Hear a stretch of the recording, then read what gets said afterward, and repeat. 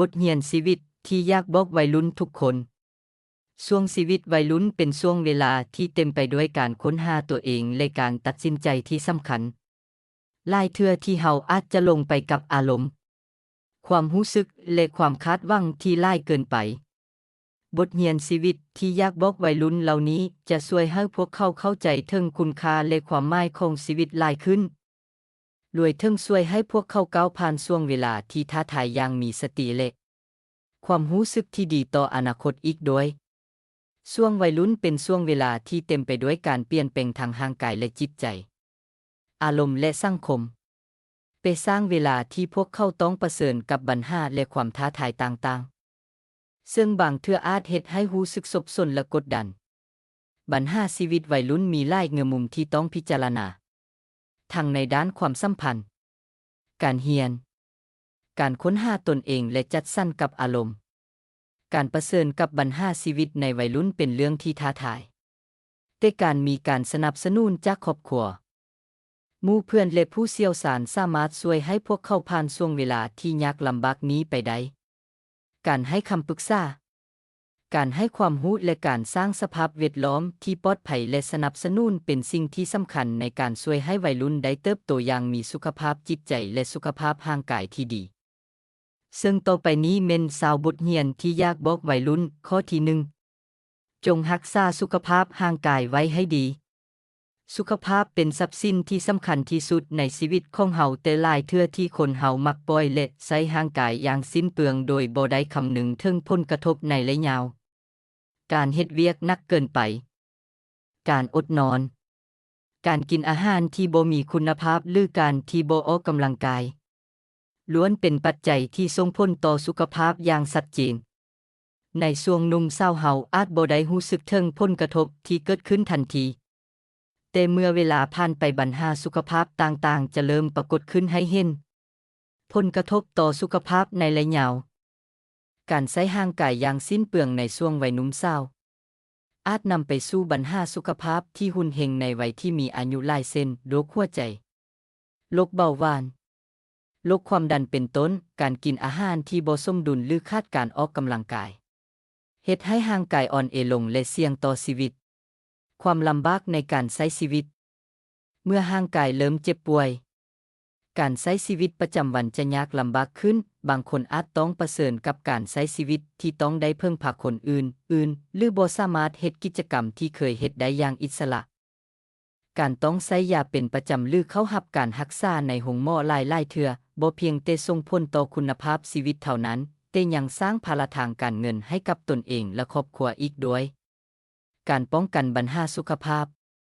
วิธีที่ดีที่สุดในการป้องกันปัญหาสุขภาพคือการเบิ่งแยงดูแลร่างกายตั้งแต่มื้อนี้การกินอาหารที่สมดุลการออกกำลังกายเป็นประจำการนอนหลับอย่างเพียงพอและการลดความเครียดล้วนแต่เป็นสิ่งที่สำคัญในการรักษาสุขภาพให้แข็งแรงในระยะยาวการหมั่นกวดสุขภาพอย่างสม่ำเสมอเพื่อป้องกันและกวดพบปัญหาในระยะเบื้องต้นจะช่วยให้เฮามีสุขภาพที่ดีและสามารถใช้ชีวิตได้อย่างเต็มที่ในช่วงบั้นปลายชีวิตข้อที่2ความรักบ่แม่นทุกอย่างของชีวิตความรักเป็นสิ่งที่สวยงามและมีความสำคัญในชีวิตของทุกคนแต่การให้ความสำคัญกับความรักจนหลายเกินไปอาจเฮ็ดให้เฮาละเลยด้านอื่นๆของชีวิตที่สำคัญหลายคนเชื่อว่าความรักแม่นคำตอบของทุกสิ่งแต่ความเป็นจริงแล้วชีวิตประกอบไปด้วยหลายด้านที่ต้องได้รับการดูแลและให้ความสำคัญอย่างเท่าเทียมกันความสำคัญของด้านอื่นๆในชีวิตแม่นชีวิตที่ประกอบด้วยหลายด้านที่ต้องได้รับความสนใจการเฮ็ดเวียก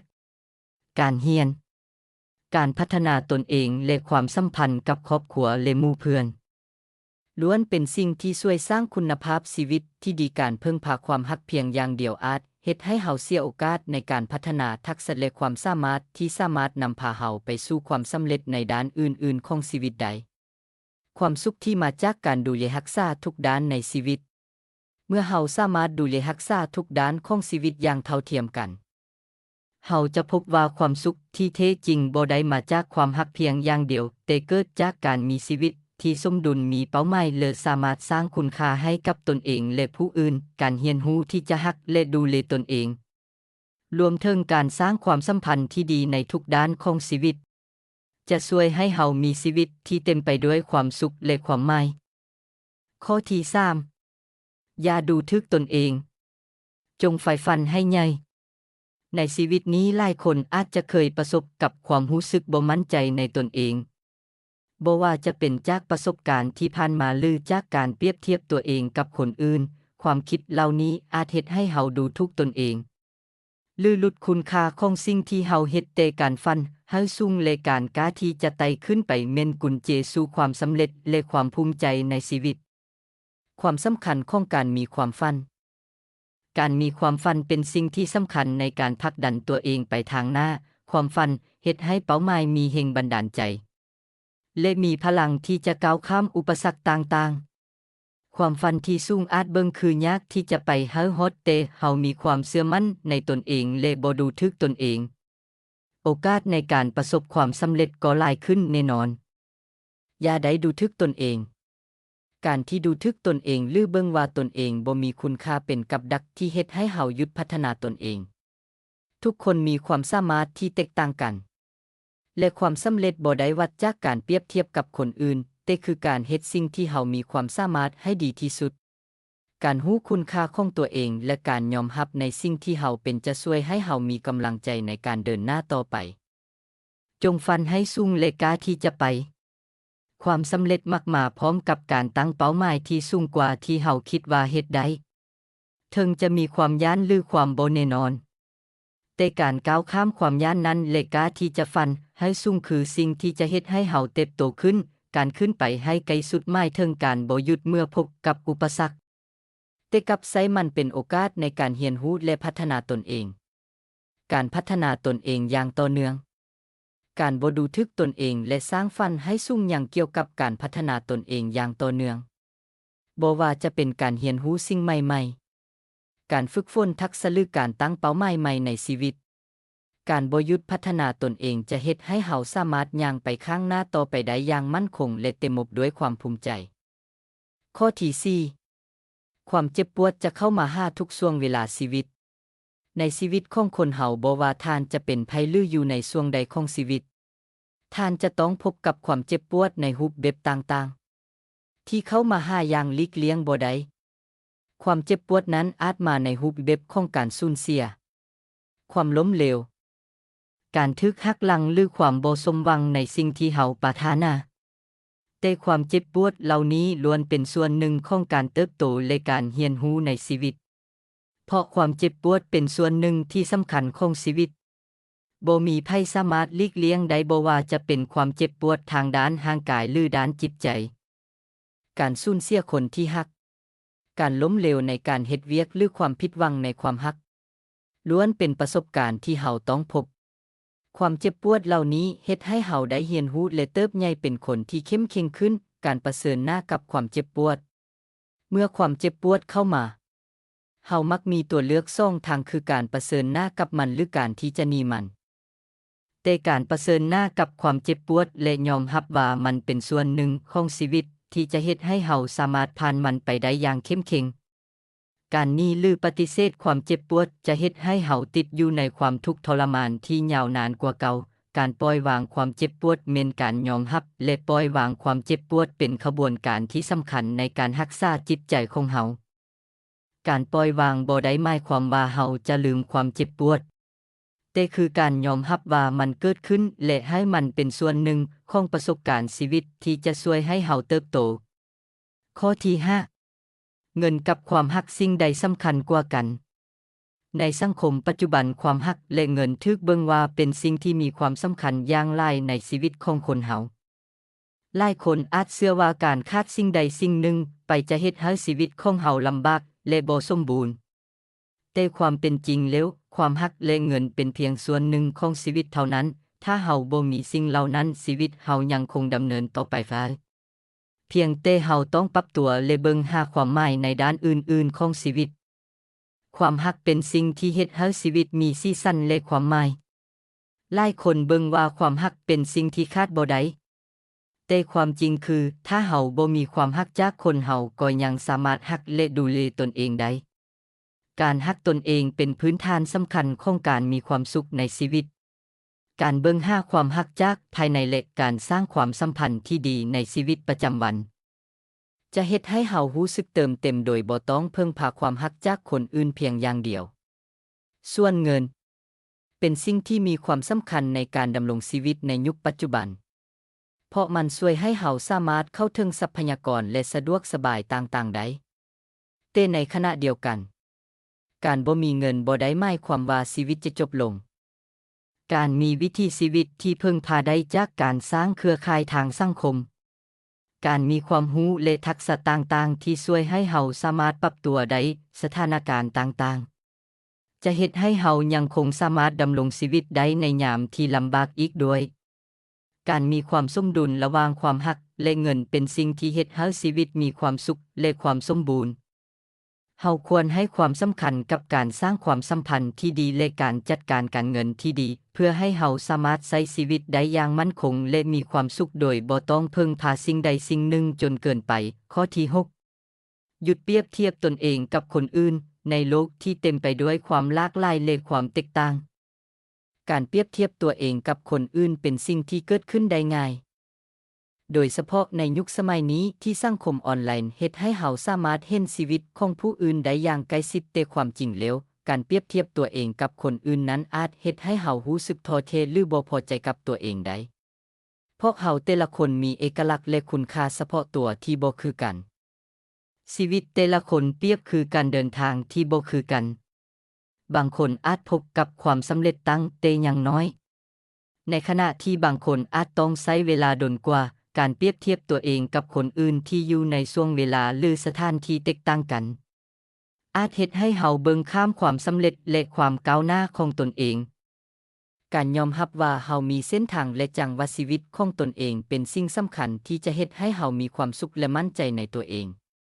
การเปรียบเทียบตัวเองกับคนอื่นเฮ็ดให้เฮาเบิ่งข้ามความงดงามที่มีอยู่ในตัวเองแต่ละคนมีคุณลักษณะและความสามารถที่แตกต่างกันการยอมรับในสิ่งที่เฮาเป็นและการชื่นชมความงดงามที่มีอยู่ในตัวเองจะช่วยให้เฮารู้สึกพอใจและมีความมั่นใจในชีวิตการเปรียบเทียบตัวเองกับคนอื่นเป็นเรื่องที่บ่จำเป็นและอาจเฮ็ดให้เฮารู้สึกบ่พอใจกับชีวิตตัวเองการยอมรับในความแตกต่างและความงดงามที่มีอยู่ในตัวเองเป็นสิ่งที่สำคัญที่จะเฮ็ดให้เฮามีความสุขและมั่นใจในตนเองเฮาควรหยุดเปรียบเทียบและเริ่มชื่นชมกับตัวเองในแบบที่เฮาเป็นเพราะเฮาต่างก็มีความงดงามในแบบของเฮาเองข้อที่7บ่ให้ไผมาตัดสินเฮาเพราะเฮารู้ตัวเองดีที่สุดในชีวิตของคนเฮาการถูกตัดจากคนอื่นอ้อมข้างเป็นสิ่งที่เกิดขึ้นได้เสมอบ่ว่าจะเป็นจากครอบครัวหมู่เพื่อนหรือคนที่เฮาพบในชีวิตประจำวันความคิดเห็นและการตัดสินเหล่านี้อาจมีผลกระทบต่อจิตใจของพวกเขาได้หลายโดยเฉพาะเมื่อมันเป็นการตัดสินที่บ่ยุติธรรมหรือบ่ได้พิจารณาจากสิ่งที่เฮาเป็นจริงๆในโลกใบนี้บ่มีไผรู้จักเฮาได้ดีกว่าตัวเฮาเองเฮารู้จักความคิดความรู้สึกและประสบการณ์ที่เฮาได้ผ่านมาทั้งหมดสิ่งเหล่านี้สร้างขึ้นมาเป็นตัวเฮาในปัจจุบันการให้คนอื่นมาตัดสินเฮาโดยที่พวกเขาบ่รู้จักเฮาดีพอนั้นบ่ยุติธรรมเฮาจึงบ่ควรให้ความสำคัญกับคำเว้าหรือการตัดสินที่บ่สอดคล้องกับความเป็นจริงการยอมรับตัวเองเป็นก้าวทำอิฐที่จะเฮ็ดให้เฮามีความสุขและความมั่นใจในชีวิตการพยายามเปลี่ยนแปลงตัวเองเพียงเพื่อผู้อื่นยอมรับหรือบ่ถูกตัดสินเป็นสิ่งที่เฮ็ดให้เฮาลงทางจากตัวตนที่แท้จริงของเฮาการยอมรับและรักตัวเองในแบบที่เฮาเป็นจะช่วยให้เฮามีความมั่นใจในสิ่งที่เฮาเป็นโดยบ่ต้องกังวลกับการตัดสินจากคนอื่นการตัดสินจากคนอื่นเป็นสิ่งที่เฮาบ่สามารถควบคุมได้แต่เฮาสามารถควบคุมวิธีที่เฮาเบิ่งตัวเองได้เฮาควรให้ความสำคัญกับการยอมรับและรักตัวเองในแบบที่เฮาเป็นโดยบ่ให้คำตัดสินจากคนอื่นมามีอิทธิพลต่อความสุขและความมั่นใจในชีวิตของเฮาเพราะในที่สุดแล้วบ่มีไผรู้จักเฮาได้ดีเท่ากับตัวเฮาเองข้อที่8จงมีความอดทนให้หลายในชีวิตทุกคนต้องได้ประเสริญกับความท้าทายและปัญหาต่างๆที่บางเทื่ออาจเฮ็ดให้เฮารู้สึกท้อแท้และเมื่อยแ แต่สิ่งที่สำคัญเฮาต้องจื้อจำไว้คือการอดทนเป็นกุญแจสำคัญที่จะช่วยให้เฮาผ่านพ้นสถานการณ์ที่ยากลำบากนี้ไปได้การอดทนแม่นการมีความสามารถในการยับยั้งความรู้สึกและความกังวลเมื่อพบสถานการณ์ที่ยากลำบากซึ่งการอดทนส่วนให้เฮาบ่ยอมแพ้และเดินหน้าต่อไปได้ในเวลาที่เบิ่งคือว่าทุกอย่างจะบ่เป็นไปตามที่คาดหวังไว้การพัฒนาความอดทนเฮาสามารถเฮ็ดได้โดยการฝึกฝนการควบคุมอารมณ์การตั้งเป้าหมายระยะยาวและการเรียนรู้จากประสบการณ์ในอดีตการตั้งใจเฮ็ดสิ่งที่ดีและความมุ่งมั่นนั้นในยามที่พบปัญหาจะช่วยให้เฮาพัฒนาเป็นคนที่เข้มแข็งขึ้นการอดทนเป็นคุณสมบัติที่สำคัญในการรับมือกับความท้าทายและความลำบากในชีวิตด้วยความอดทนเฮาจะสามารถผ่านสถานการณ์ที่ยากลำบากและเติบโตเป็นบุคคลที่เข้มแข็งขึ้นได้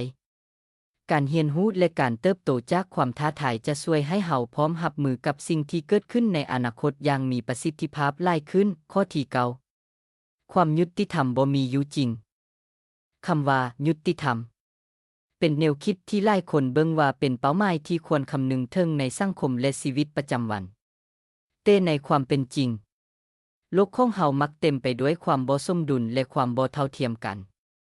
ซึ่งเฮ็ดให้คำว่าความยุติธรรมเบิ่งคือจะเป็นสิ่งที่หายากและยากที่จะบรรลุในสังคมมนุษย์ความยุติธรรมหมายถึงการปฏิบัติต่อบุคคลทุกๆคนอย่างเท่าเทียมกันและให้โอกาสที่เหมาะสมในการประสบความสำเร็จแต่ในหลายๆกรณี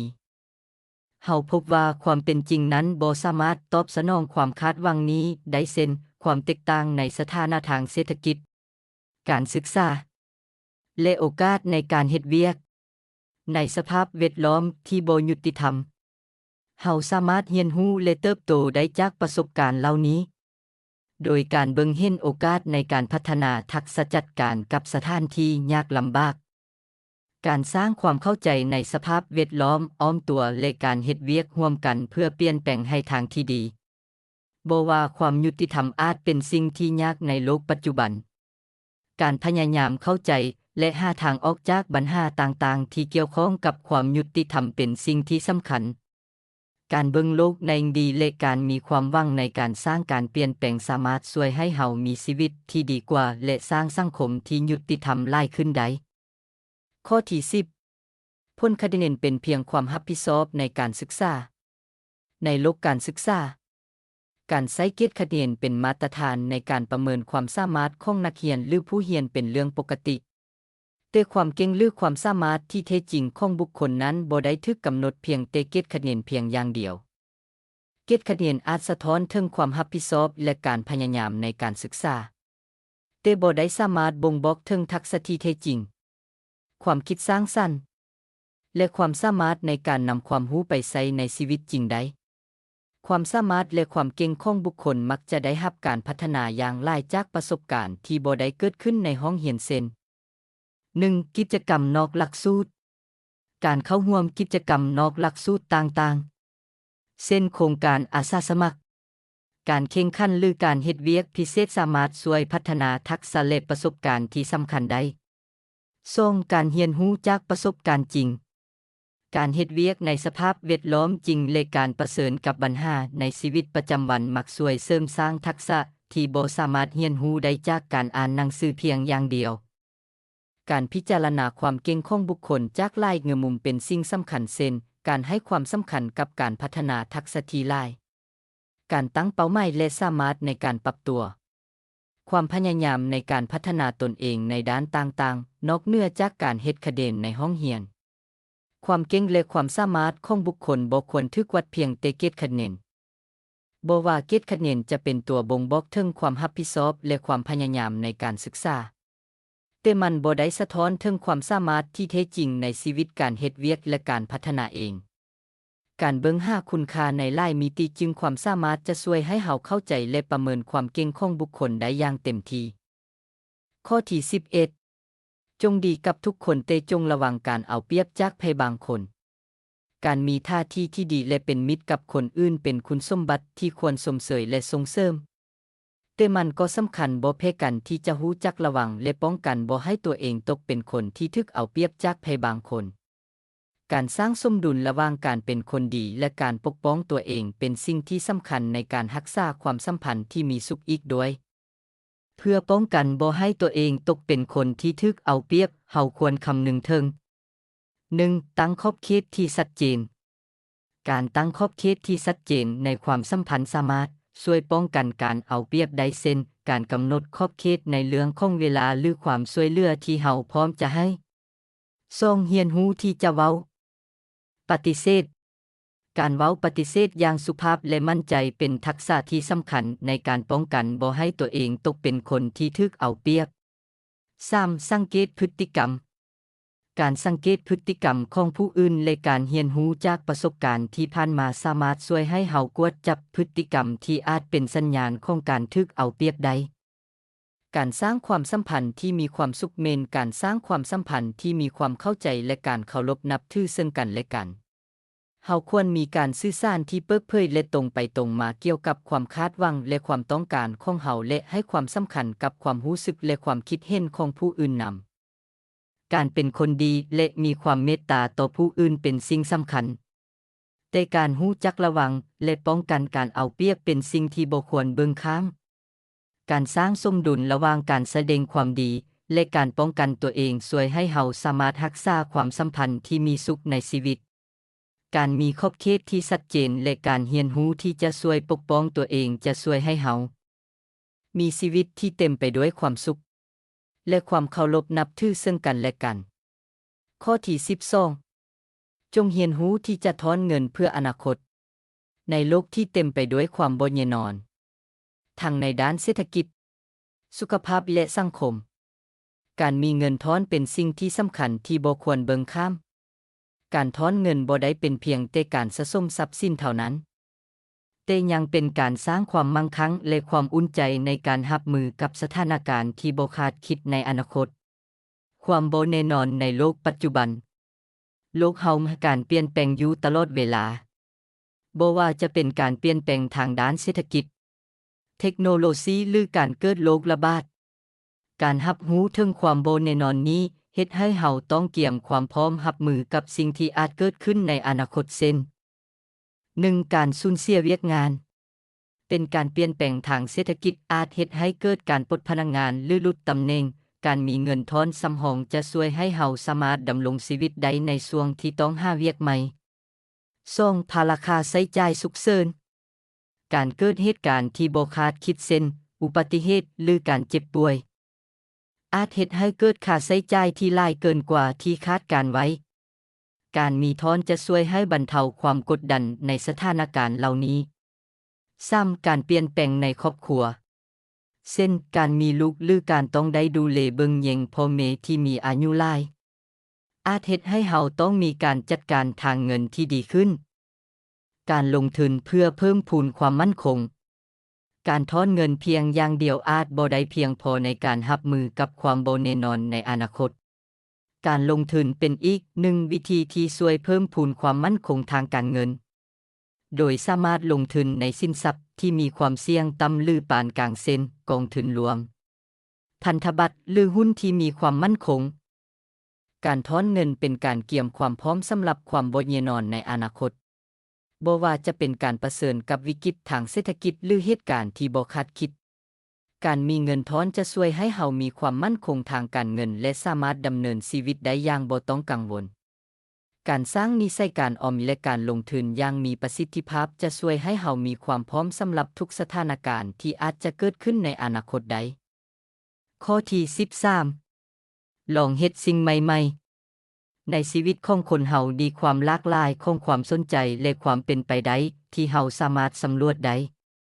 แต่หลายๆเทื่อเฮาอาจบ่ฮู้ว่าตนเองมักสิ่งใดแท้ๆหรือมีความสามารถในด้านใด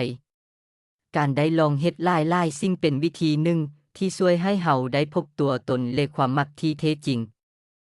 ซึ่งอาจนำพาเฮาไปสู่เส้นทางที่มีความสุขและความสำเร็จในชีวิตซึ่งหลายคนอาจจะใช้เวลาหลายปีในการค้นหาว่าตัวเองมักสิ่งใดแท้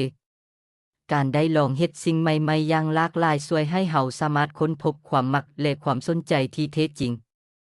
ซึ่งอาจจะนำไปสู่การเลือกเส้นทางชีวิตที่เฮ็ดให้เฮามีความสุขและประสบความสำเร็จ การเปิดใจและบ่ย้านที่จะลองเฮ็ดสิ่งใหม่ๆช่วยให้เฮาสามารถค้นพบสิ่งที่เฮาหลงใหลและสามารถเฮ็ดไปได้ตลอดชีวิตการได้ลองเฮ็ดสิ่งใหม่ๆยังช่วยให้เฮาได้สัมผัสถึงความสุขจากสิ่งน้อยๆที่อาจบ่เคยคาดคิดเช่นความสุขจากสร้างสรรค์งานศิลปะหรือการพึงพอใจจากการช่วยเหลือผู้อื่นการลองเฮ็ดสิ่งใหม่ๆอาจมีบางเทื่อที่เฮาประสบกับความล้มเหลวแต่นั้นก็เป็นส่วนหนึ่งของการเรียนรู้และการเติบโตความล้มเหลวสอนให้เฮารู้จักปรับตัวและพัฒนาตนเองมันยังช่วยให้เฮาเข้าใจว่าความมักและความสนใจของเฮาอาจบ่อยู่ในสิ่งที่เฮาลองเฮ็ดแต่เป็นการเรียนรู้ที่ช่วยนำพาเฮาไปสู่เส้นทางที่เหมาะสมการประเสริญกับความล้มเหลวช่วยให้เฮาเสริมความเข้มแข็งในจิตใจในการรับมือกับสถานการณ์ที่ท้าทายในอนาคตฉะนั้นการที่ได้ลองเฮ็ดหลายๆสิ่งจึงเป็นวิธีที่ดีในการค้นพบตัวตนและความมักที่แท้จริง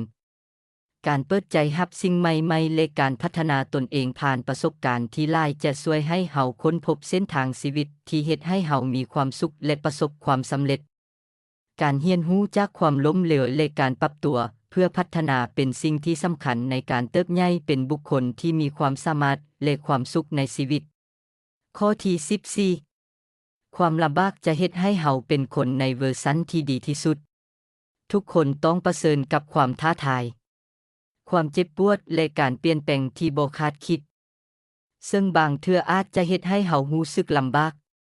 แต่เฮาลองเบิ่งลงไปจะพบได้ว่าความลำบากนี้เป็นส่วนหนึ่งของขบวนการเปลี่ยนแปลงและการเติบใหญ่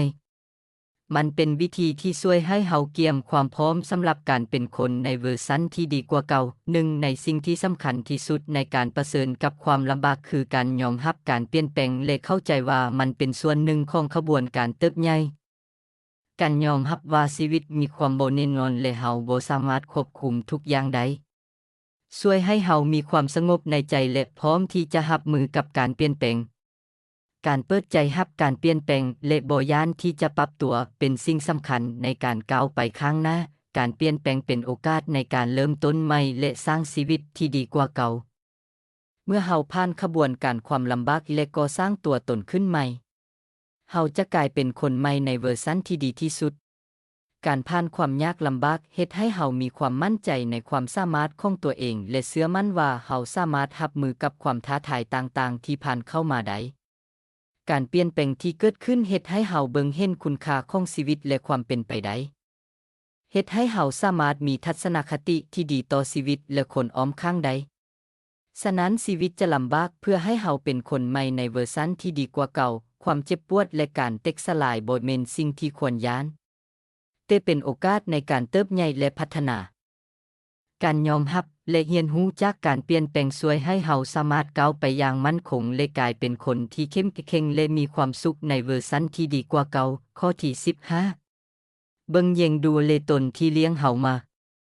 การเติบโตขึ้นเป็นส่วนหนึ่งของชีวิตที่เฮาบ่สามารถหลีกเลี่ยงได้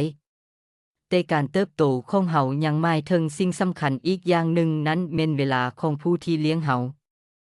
บ่ว่าจะเป็นพ่อแม่หรือผู้ปกครองที่เคยเลี้ยงดูเฮานั้นกำลังลดลงไปอย่างช้าๆการดูแลและให้กำลังใจเพิ่นจึงเป็นเรื่องที่เฮาควรให้ความสำคัญบ่แพ้กับการดูแลตนเองคนที่เลี้ยงเฮามามักเสียสละความสุขส่วนตัวเพื่อให้เฮามีชีวิตที่ดีขึ้นการตอบแทนความรักและความห่วงใยนั้นจึงเป็นสิ่งที่เฮาควรเฮ็ด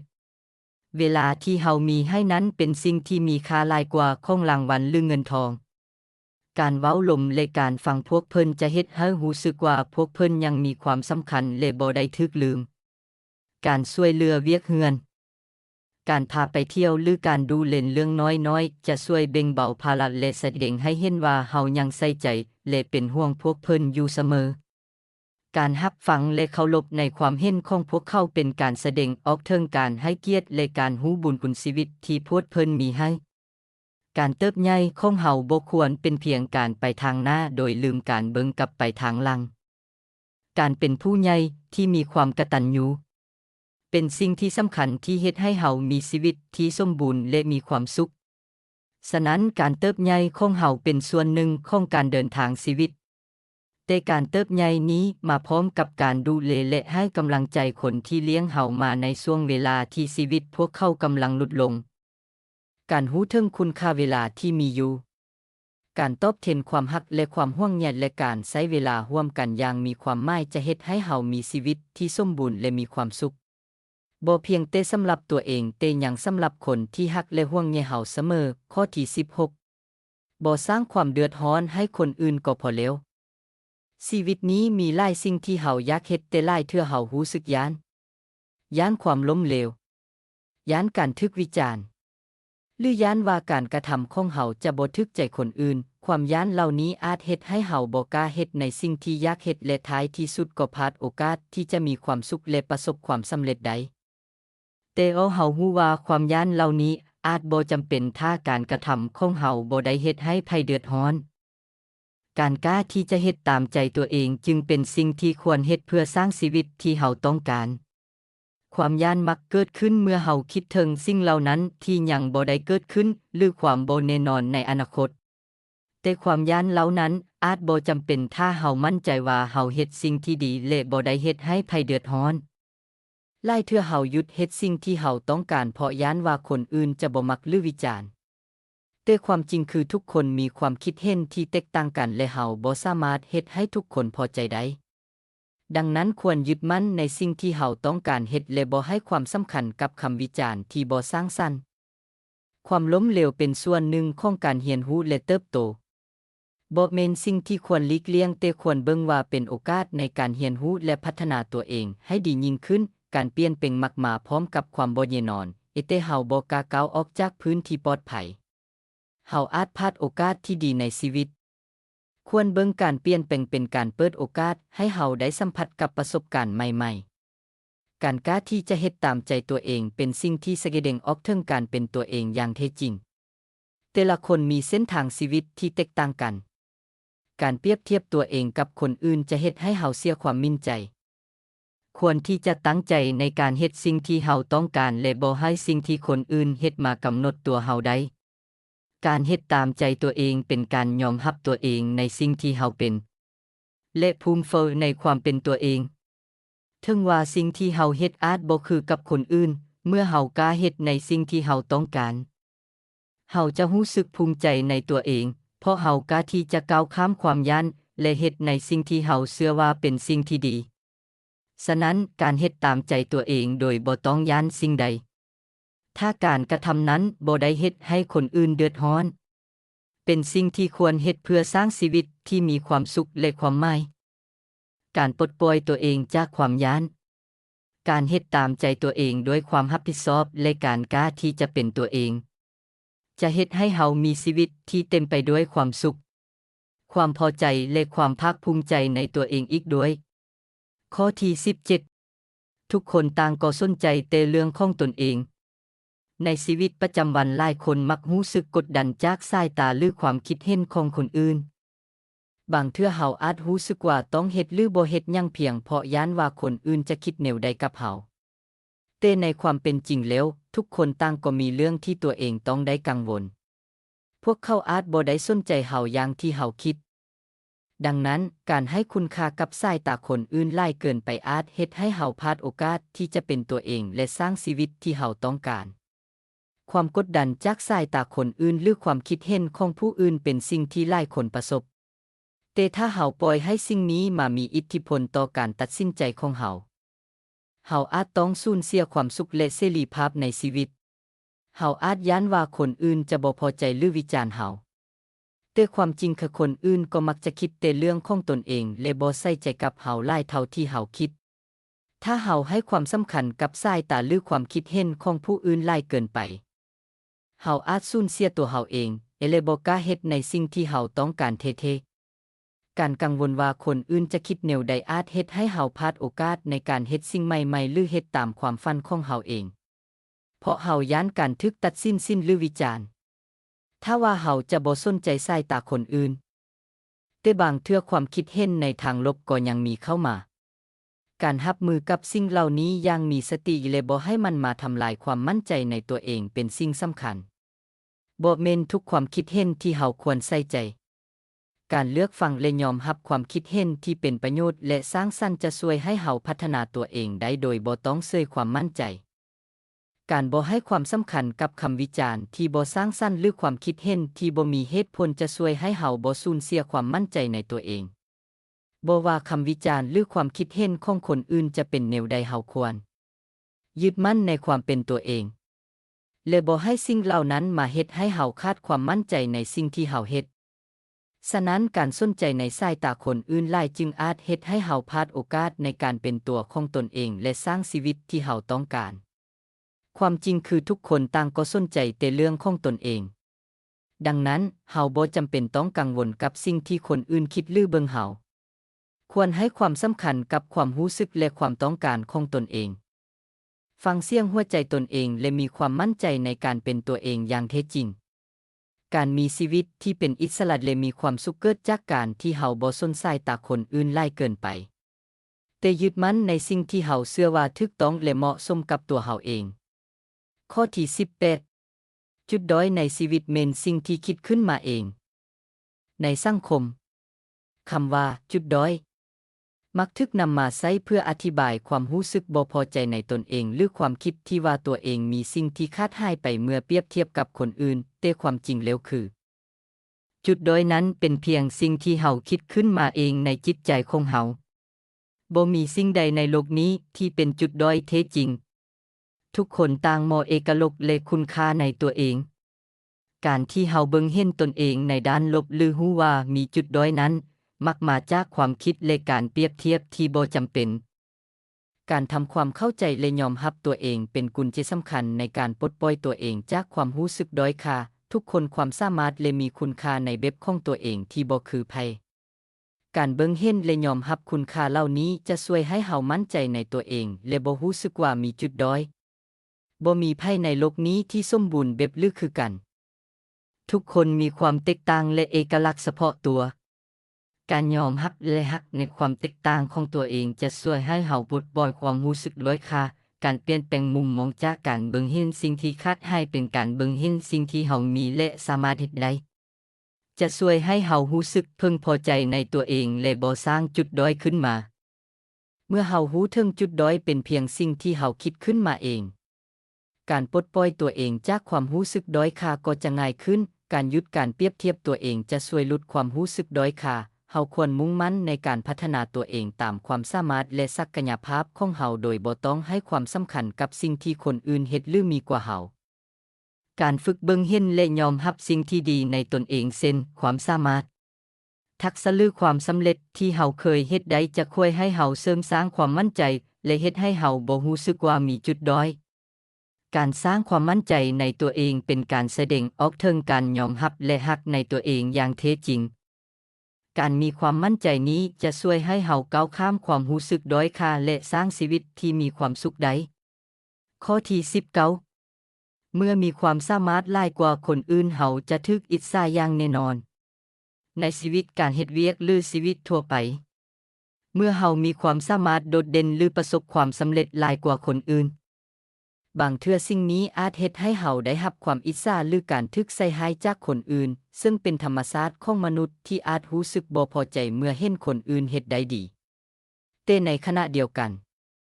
การมีความสามารถที่หลายกว่าคนอื่นบ่ได้หมายความว่าเฮาต้องตกเป็นคนที่ถูกอิจฉาหรือการถูกใส่ร้ายเสมอไปการจัดการกับสถานการณ์เหล่านี้ด้วยความเข้าใจและสติปัญญาจะช่วยให้เฮาก้าวข้ามอุปสรรคและยังสามารถสร้างความสำเร็จได้อย่างต่อเนื่องเมื่อเฮามีความสามารถหลายกว่าคนอื่นการถูกใส่ร้ายอาจเฮ็ดให้เฮารู้สึกบ่พอใจแต่การตอบโต้ด้วยอารมณ์มักจะเฮ็ดให้สถานการณ์บ่ดีขึ้นการรักษาความสงบและมีสติจะช่วยให้เฮาตอบสนองอย่างมีเหตุผลคำเว้าใส่ร้ายบ่สามารถทำให้ความสามารถของตัวเฮาได้ถ้าเฮายังคงเฮ็ดเวียกของเฮาอย่างเต็มที่และประสบความสำเร็จการพิสูจน์ตัวเองโดยการกระทำที่ดีจะช่วยลดความน่าเชื่อถือของคำเว้าที่ถูกใส่ร้ายฉะนั้นการมีความสามารถหลายกว่าคนอื่นอาจเฮ็ดให้เฮาได้รับความอิจฉาหรือถูกใส่ร้ายแต่สิ่งสำคัญคือการจัดการกับสถานการณ์เหล่านั้นด้วยสติและความเข้าใจการพิสูจน์ตัวเองด้วยการกระทำที่ดี การสร้างความสัมพันธ์ที่ดีกับคนอ้อมข้างและการมุ่งมั่นเฮ็ดเวียกเพื่อบรรลุเป้าหมายจะช่วยให้เฮายังคงประสบความสำเร็จและรักษาความมั่นใจในตัวเองได้อย่างต่อเนื่องข้อที่20ความสุขระหว่างการเดินทางการตั้งเป้าหมายที่ใหญ่ในชีวิตเป็นสิ่งที่สำคัญและเป็นแห่งผลักดันที่เฮ็ดให้เฮาเติบใหญ่และประสบความสำเร็จแต่ในขณะที่เฮามุ่งมั่นย่างไปสู่เป้าหมายของเฮาการมีความสุขกับสิ่งน้อยๆที่เฮ็ดในทุกๆมื้อก็มีความสำคัญบ่เพกัน การรักษาสมดุลระหว่างความฝันที่ยิ่งใหญ่กับความสุขในปัจจุบันเป็นสิ่งที่ช่วยให้เฮาสามารถมีชีวิตที่ดีทางจิตใจและความสำเร็จบ่ว่าเฮาจะตั้งเป้าหมายใหญ่เท่าใดแต่การมีความสุขกับสิ่งน้อยๆในทุกมื้อก็เป็นสิ่งที่บ่ควรละเลยชีวิตบ่แม่นการที่รอท่าให้ถึงมื้อที่เฮาประสบความสำเร็จเท่านั้นแต่เป็นการเบิ่งหาความสุขในปัจจุบันบ่ว่าจะเป็นการได้ใช้เวลาเฮ็ดเวียกที่มักการได้โอ้ลมกับคนที่เฮาฮักหรือการได้เห็นความก้าวหน้าน้อยๆในแต่ละมือบ่ว่าเป้าหมายจะยังมาบ่ฮอดการชื่นชมความสำเร็จน้อยๆที่เกิดขึ้นในแต่ละมือจะช่วยเต็มพลังใจและเฮ็ดให้เฮารู้สึกว่าการเดินทางนี้ยาวนานเกินไปทุกๆมื้อเป็นโอกาสในด้านเรียนรู้และพัฒนาตัวเองการเบิ่งเห็นคุณค่าและความสุขจากการเรียนรู้ในสิ่งใหม่ๆจะช่วยให้เฮารู้สึกพึงพอใจและมีความสุขบ่ว่าเป้าหมายใหญ่ยังอยู่ไกลก็ตามฉะนั้นการตั้งเป้าหมายใหญ่ในชีวิตเป็นสิ่งที่สำคัญและช่วยให้เฮามีแรงผลักดันในการพัฒนาตัวเองและเติบโตแต่ในขณะเดียวกันการมีความสุขกับสิ่งน้อยๆในทุกมื้อก็เป็นสิ่งที่บ่ควรเบิ่งข้ามการรักษาสมดุลระหว่างความฝันที่ยิ่งใหญ่และความสุขในปัจจุบันจะช่วยให้เฮามีชีวิตที่เต็มไปด้วยความสุขและความสำเร็จในทุกด้านของชีวิตทั้งหมดที่ท่านได้ฟังมานี้ก็เป็นบทเรียนที่อยากบอกวัยรุ่นทุกคน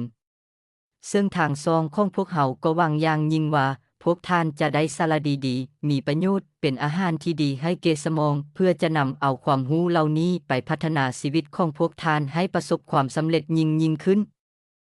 สุดท้ายนี้ถ้าพวกท่านคิดเห็นว่าเนื้อหาที่พวกเขานำเสนอนี้มีประโยชน์สาระก็อย่าลืมกดไลค์กดแชร์ให้คนที่ท่านฮักกดหัวใจกดติดตามให้พวกเขาเด้อ